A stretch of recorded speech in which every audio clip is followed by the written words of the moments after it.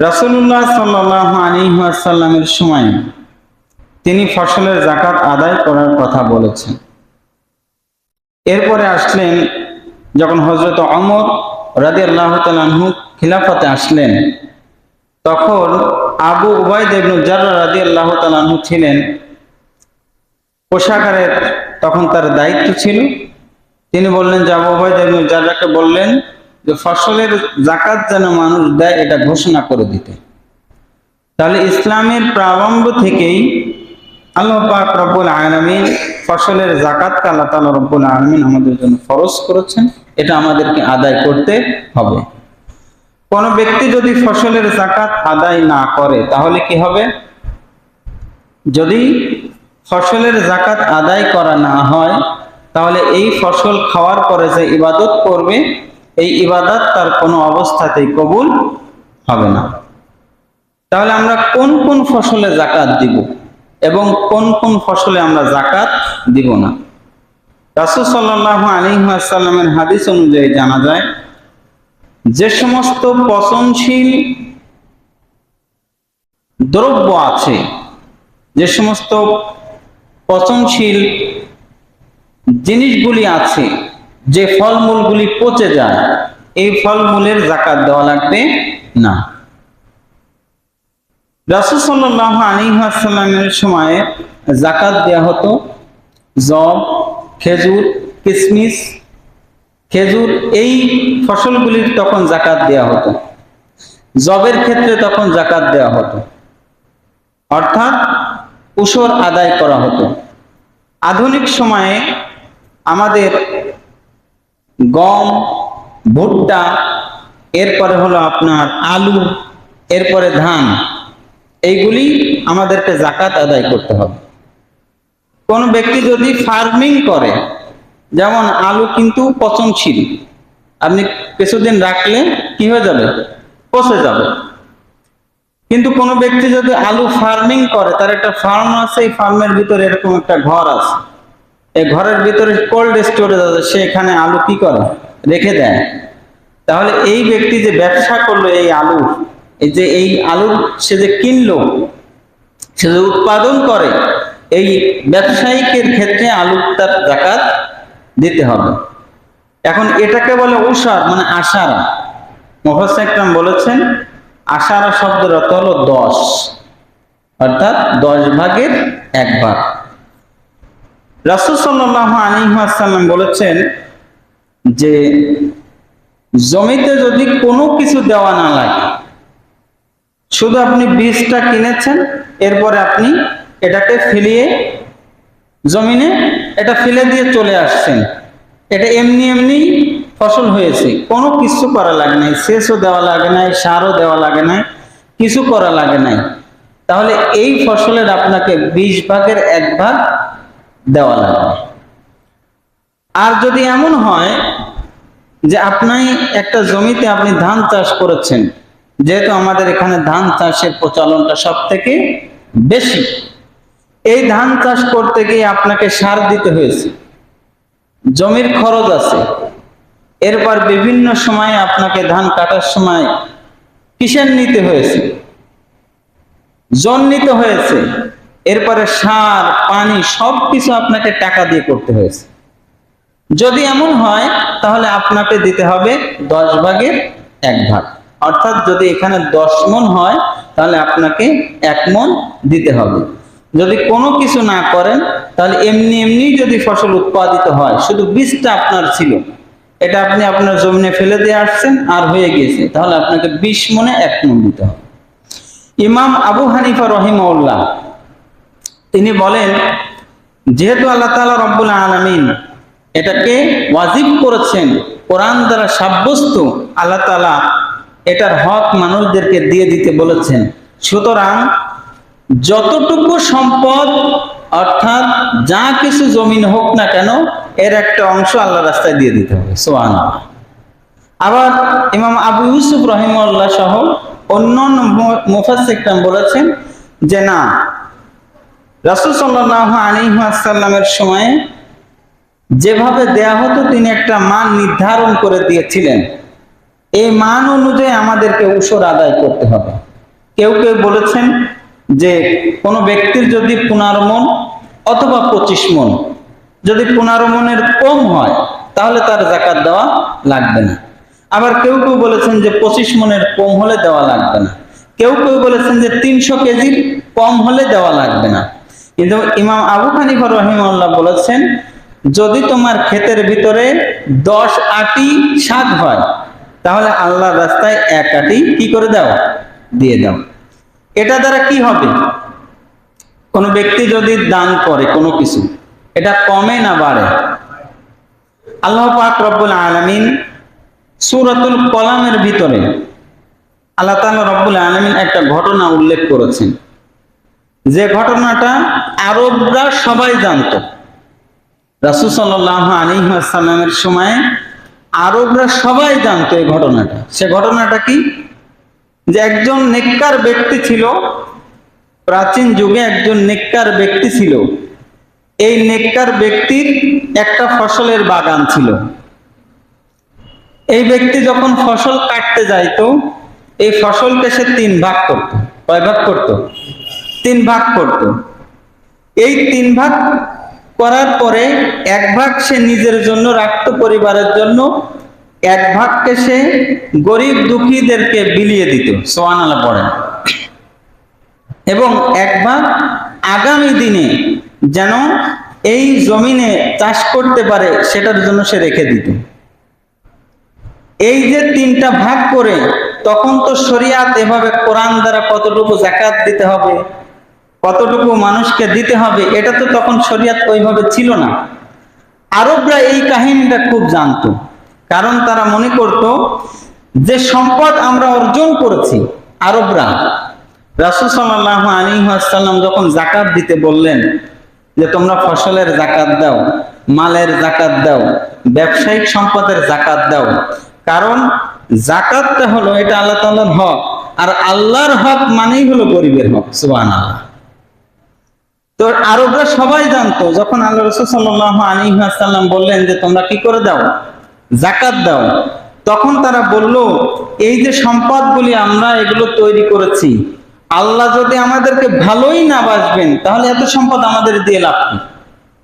সুতরাং আমরা সম্পদ পেয়েছি, আমরা আল্লাহর প্রিয় বান্দা, এবং কিয়ামতের ময়দানে আমাদেরকে যখন জিজ্ঞেস করা হবে, এই সম্পত্তি দিয়ে আমরা জান্নাতে চলে যাব। নাউযুবিল্লাহি মিন যালিক।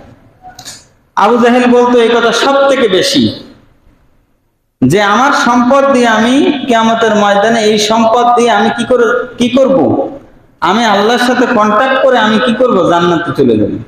কিন্তু আল্লাহ তাআলা রব্বুল আলামিন এই সম্পদ দিয়েছেন মানুষকে পরীক্ষা করার জন্য। কি জন্য? আল্লাযী খালাকাল মাউতা ওয়াল হায়াতা লিয়াবলুয়াকুম আইয়ুকুম আহসানু আমালা। আল্লাহ বলেন, জীবন মৃত্যু তোমাদেরকে যা কিছু দিয়েছি, সম্পদ দিয়েছি, সব কিছু তোমাদেরকে পরীক্ষা করার জন্য। আমি দেখতে চাই এই পরীক্ষায় কারা কারা পাস করে। তাহলে এটা আল্লাহ তাআলা রব্বুল আলামিন বোঝানোর জন্য আরবদের ওই প্রসিদ্ধ কাহিনীটি আল্লাহ তাআলা সূরাতুল কলামের ভিতরে আল্লাহ তাআলা তুলে ধরলেন। আল্লাহ বলেন যে, হে রাসূল আপনি বলে দিন যে নেককার ব্যক্তি ফসলকে 3 ভাগ করত, 3 ভাগ করে 1 ভাগ সে গরিব দুঃখীদেরকে সে দিয়ে দিত, এবং সে যখন ফসল কাটতো, এই ফসল কাটার দিন সমস্ত গরিব মানুষেরা তার জমিনের পাশে এসে লাইন দিয়ে দাঁড়িয়ে যেত। এটা কতই না দেখতে শ্রুতি মধুর ছিল, ভালো দেখা যাচ্ছিল। কিন্তু এই ব্যক্তি যখন, নেককার ব্যক্তি যখন মারা গেল, যখন সে দুনিয়া থেকে বিদায় হয়ে গেল, তখন এই ফসলের, এই জমিনের, এই ক্ষেতের মালিক হয়ে গেল তার সন্তানেরা। যখন সন্তানরা মালিক হয়ে গেল, তখন এই সন্তানগুলি সব একসাথে পরামর্শ করলো রাতের বেলা পরামর্শ করে বলল যে তোমরা কি শুনছো, যে বলছে যে কি হয়েছে ভাই? তো বলতেছে যে শোনো, আমার বাপ তো এতদিন ভুল কাজ করে এসেছে। বলছে যে কি ভুল কাজ? যে আমার বাপ যে জমিনে সে ফসল ফলাইতো বাগানের ভিতরে, এ তো চরম একটা ভুল কাজ করেছে। সেটি হলো গরিব দুঃখীদেরকে সে ফসলের একটা অংশ দিয়ে দিত। আচ্ছা চিন্তা করো, আমরা আমাদের কষ্টের টাকায় আমরা ফসল ফলালাম, আমাদের বাগানে এত কিছু হলো, সেই ফসলটা আমরা মানুষদেরকে দিয়ে দিব, এটা কিভাবে হয় বলো? অন্য ভাইরা বলছে যে আসলেই তো ঠিক কথা, আমার বাপ তো বিরাট একটা ভুল কাজ করেছে।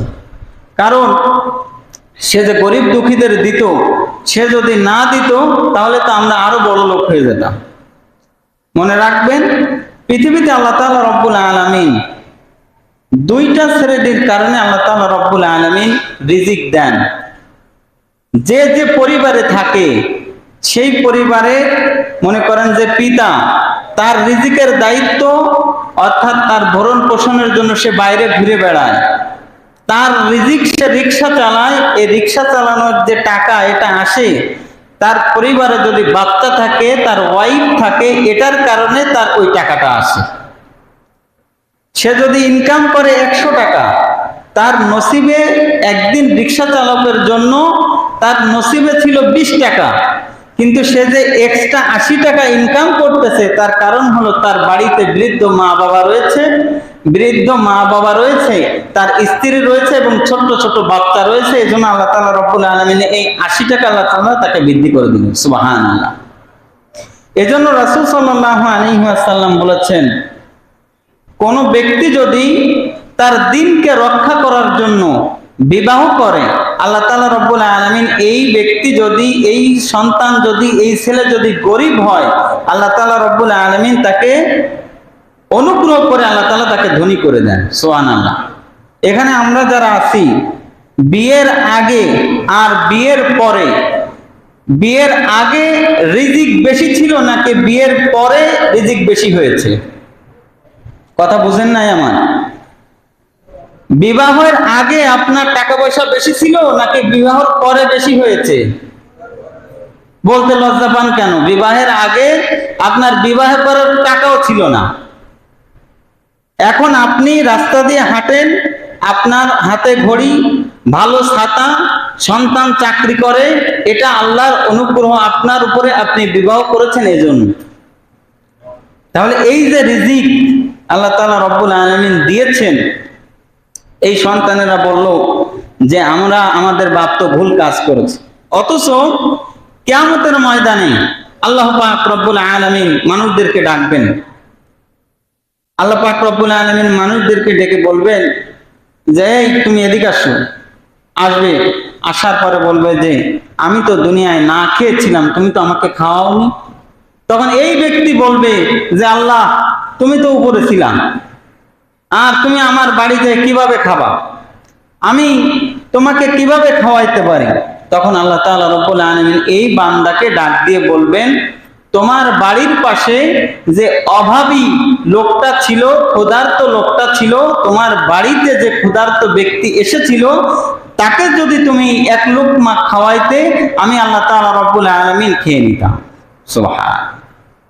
তাহলে বোঝা যায় যে কোনো ব্যক্তি যদি অভাবী দারিদ্রদেরকে খাওয়ায়, টাকা দেয়, পয়সা দেয়, এটা কাল কিয়ামতের ময়দানে আল্লাহ পাক রব্বুল আলামিন, এটার জন্য আল্লাহ তাআলা রব্বুল আলামিন তাকে অনেক পুরস্কার দান করবেন। সুবহানাল্লাহ।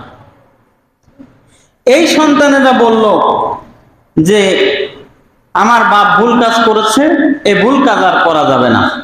দেখবেন যে কিছু মানুষ একটা সময় অর্থ সম্পদ ছিল না, যখন অর্থ সম্পদ আল্লাহ তাআলা রব্বুল আলামিন দিয়েছে, তখন আস্তে আস্তে দান করেছে, হঠাৎ দেখবেন যে তার মেজাজ খারাপ হয়ে গিয়েছে, ও আর দানই করবে না। এরকম লোক আছে না? মসজিদে আসে, নামাজ পড়ে, কোন একটা ঠুনকো বিষয়ে আর মসজিদে আসবে না। এই কাজটা কি ভালো নাকি খারাপ? তো সন্তানেরা বলল যে আমার বাপ ভুল কাজ করেছে, সে অভাবী মানুষদেরকে ফসল দিত, এ ভুল কাজ আর করা যাবে না। আগামীকাল ফজরের পরেই অন্ধকার থাকতে থাকতে আমরা ফসল কেটে আমরা বাড়ি নিয়ে চলে আসবো। ভাইরা বলে যে বুদ্ধি তো ভালো কথা, যে ফসল কেটে আমাদেরকে আগে আগে যদি বাড়ি নিয়ে আসি, তাহলে অন্তত যারা লাইন দেবে ফসলের জন্য, এই ফসলগুলি তারা পাবে না, আর এই ফসলগুলি আমরা পেয়ে আমরা তো কোটিপতি হয়ে যাব।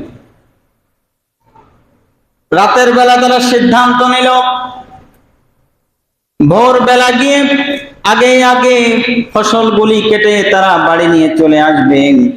আল্লাহ পাক রব্বুল আলামিন বলেন, আমি তাদেরকে পরীক্ষায় ফেলে দিলাম। ফজর হয়ে গেল, ভাইরা তাদের সমস্ত কিছু নিয়ে যেগুলিতে ফসল আনতে পারে তারা মাঠে চলে গেল, বাগানে চলে গেল ফসলগুলি কাটার জন্য। যাওয়ার পরে দেখলো আমি আল্লাহ পাক রব্বুল আলামিন এই ফসলগুলি ভস্ম করে দিয়েছি।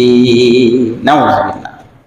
সবাই গিয়ে দেখে যে পরিমাণ ফসল আমাদের জমিনে হওয়ার কথা গতকালকে দেখে গিয়েছিলাম, এখন এই গোটা বাগানটা ধ্বংস হয়ে গিয়েছে। নাউজুবিল্লাহ। এখন তারা উপলব্ধি করলো যে হারে, যে আমরা তো ভুল কাজ করেছি, মারাত্মক ভুল কাজ। যে ভুলের জন্য আমার বাপ তো 3 ভাগের 1 ভাগ বাড়ি নিয়ে যেত, আর আমরা সব ভাই মিলে বাগানে এসে এখন একটা ফসলও তো কাটতে পারলাম না।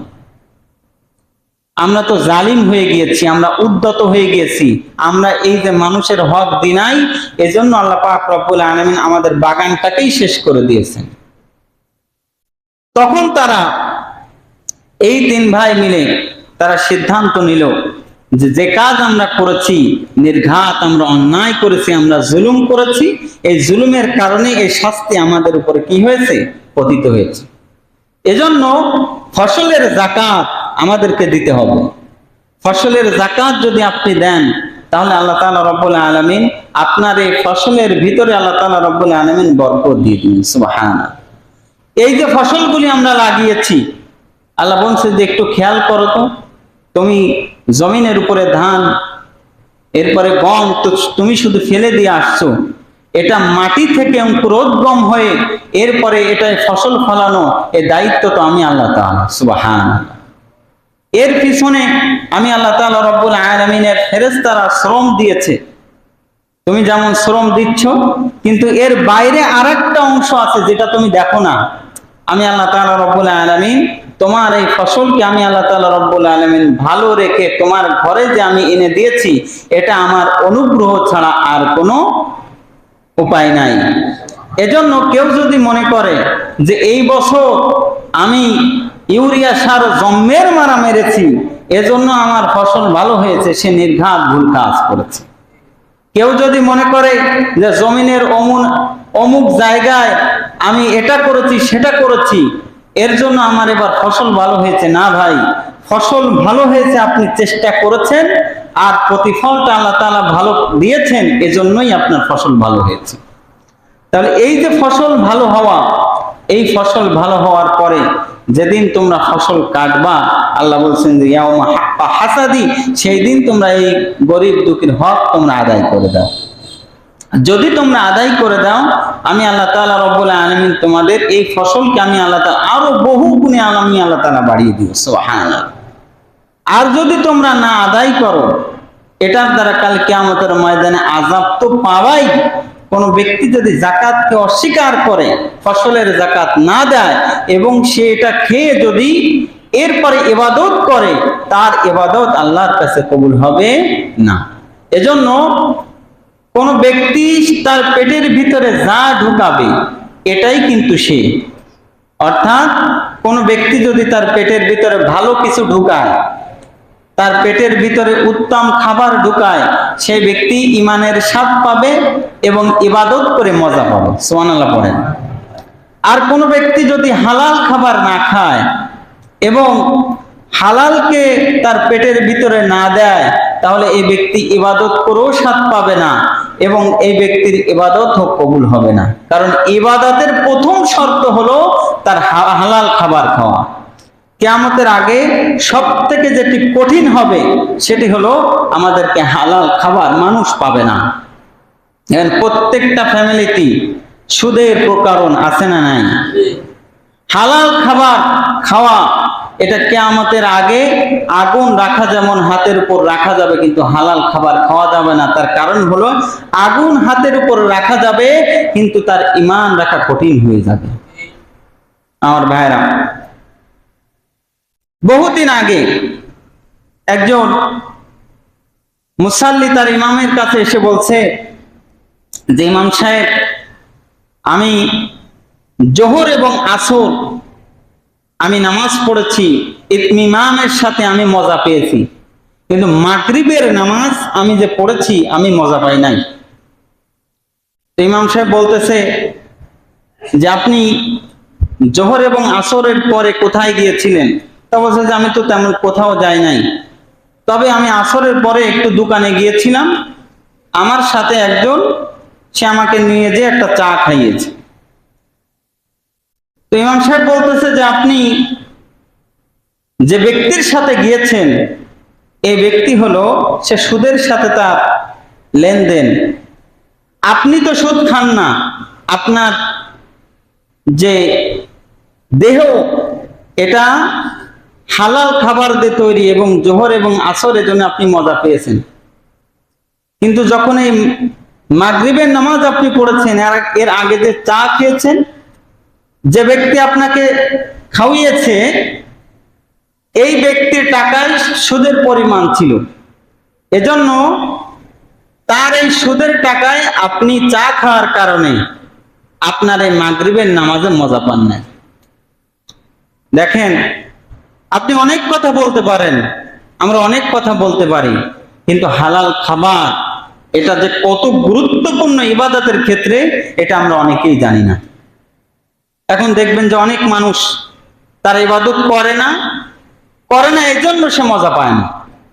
মজা পায় না তার এক নম্বর কারণ হলো তার খাবার যে সে যে খাচ্ছে এই খাবারটা তার হালাল না। এজন্য আমাদেরকে হালাল খাবার কি করতে হবে? খাইতে হবে। এবং খাবার হালাল করার জন্য আমাদের যাদের ফসলের যাকাত হয়েছে এই যাকাতটা আমাদেরকে দিয়ে দিতে হবে। আপনার খেতে যদি যদি 15-আটিও শাক হয়, আপনি এক আটি আল্লাহর রাস্তায় দিয়ে দেন না, আল্লাহ তাআলা রব্বুল আলামিন আপনাকে দিয়েছেন এবং আল্লাহ তাআলা আপনাকে বাড়িয়ে দেবেন। এজন্য কোন ব্যক্তি যদি দান করে, আল্লাহ তাআলা রব্বুল আলামিন ওই ব্যক্তির উপরে দান করতে থাকে।